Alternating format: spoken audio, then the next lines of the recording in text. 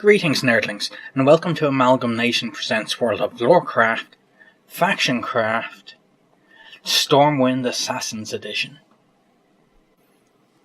Now before I get started with this first episode of Factioncraft, I just want to point out that not all of these factions can have reputation earned with them as far as I'm aware. For example, the Stormwind Assassins, which is this one, caught my eye, and I've never come across them in-game as characters or anything else except for one of them, who I won't mention yet because it comes up in the lore.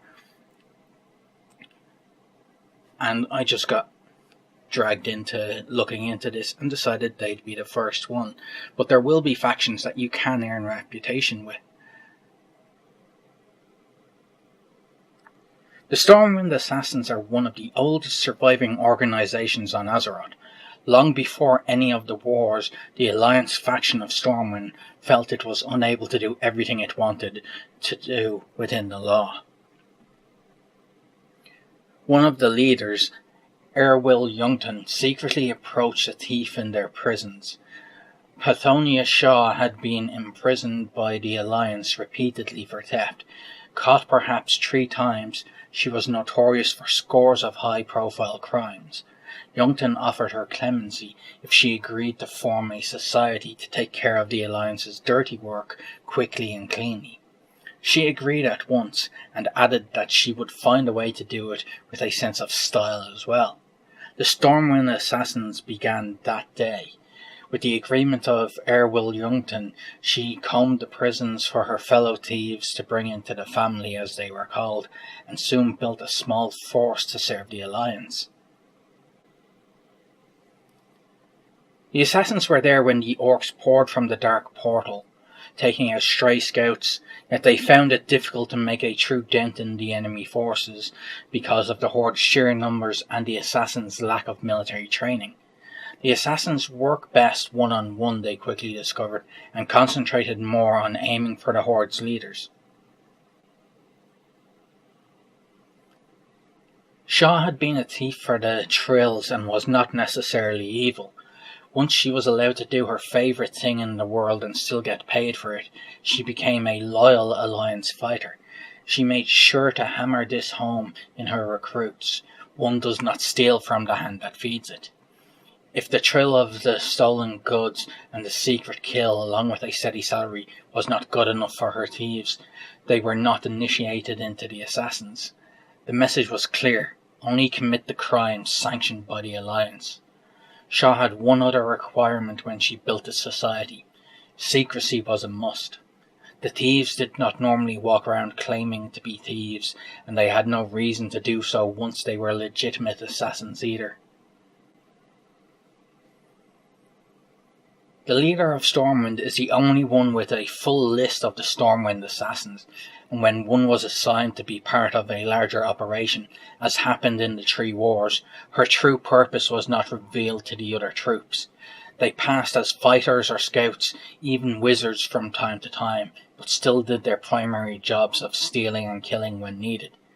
Their commanders would know of their secret when needed, but often only the assassin knew of her true reason for being in the field. The population of Stormwind knows the assassins exist, and the public relations machine has taken their reputation to the extreme. These are glamorous fighters, too talented to serve with the mere warriors in the army. They are stealthy people who work by the night, shrouded in mystery and barroom tales. Some children, even wealthy types, become thieves in the hope that someday they can be Stormwind assassins too. No one knows who they are, but almost everyone claims to have seen them at work, although this is highly unlikely. Shaw retired 10 years ago and put her grandson Matthias in charge. She had groomed him for the job from when he was an infant, testing his speed and dexterity on a physical level and making sure he understood the difference between doing what was right and doing what was necessary, and how those two do not always mix. The Cathedral of Light understands that the Stormwind Assassins must exist for the good of Stormwind and the Alliance, but the priests do not condone assassination. They choose simply to look the other way. The Stormwind assassins are based in Stormwind, but often travel to other Alliance-held lands in Azeroth. They have influence in Elwyn, Redwidge and Westfall. They have even done jobs in other areas such as Duskwood and Deadwind Pass, but they almost never go further south. The Stormwind assassins view themselves as a hand grasped around a knife, forming the organisation into 5 branches. Matthias Shaw and his group of leaders make the thumb, dealing with the management and leadership. The leadership consists of about 30 older rogues, many of whom knew Pethonia, some of whom were appointed by her. They are familiar with how she wished the organisation to be run and often steer the young Matthias on the correct path. The other leaders are in charge of the other 4 fingers, leading, training, taking reports and even running the books and making sure salaries are distributed. The next 2 fingers of the hand are made up of the highest level members and consist of about 500 rogues each. The first finger, the highest level an assassin can reach before leaving the life behind to become a leader in the thumb, is dedicated to assassination, targets being anyone from rival military leaders to corrupt priests. The second finger is dedicated to acquisitions of material, either taking already stolen material to give to its rightful owner, or taking a particularly powerful item from a person it would be politically uncomfortable to kill outright.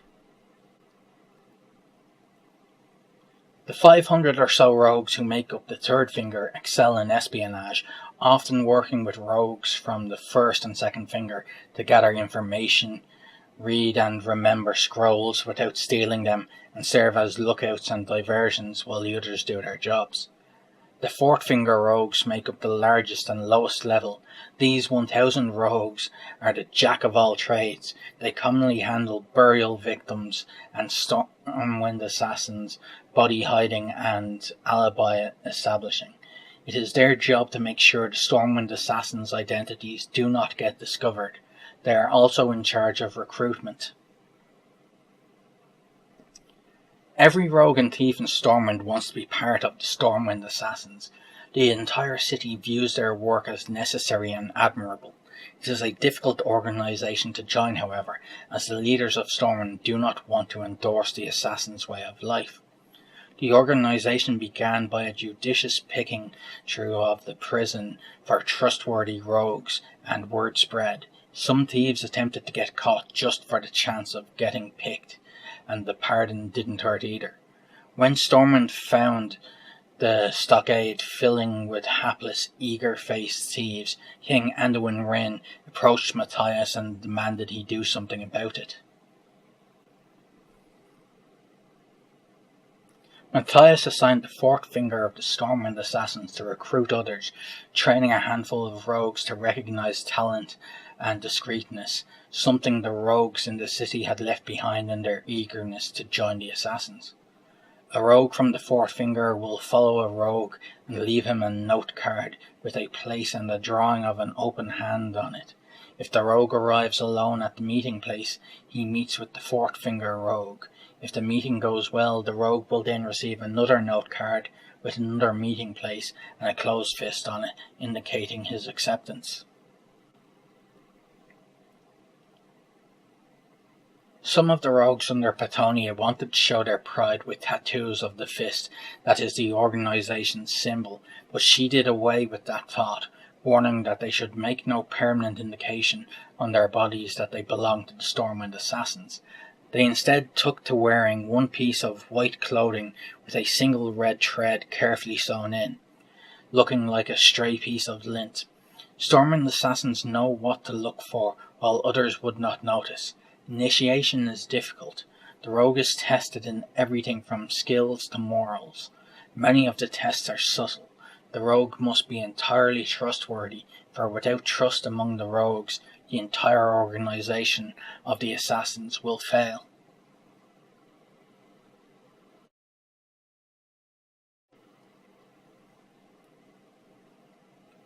Morality and a desire to serve the city of Stormwind are two of the most important aspects in an assassin, and these qualities are understandably difficult to find. When prospects are rejected, they leave with only the face of their recruiter in their minds, if even that. The society doesn't feel the unveiling of a fourth finger's identity will hurt them too much, so this is an acceptable risk.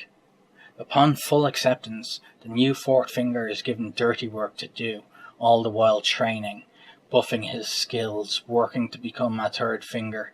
Even accomplished rogues, thieves and assassins must start at the bottom and work their way up. Notable members include Walton Freemore, Fortisel Deneve, and Spymaster Matthias Shaw. Thank you for watching, and as always, remember, play to game and game to play.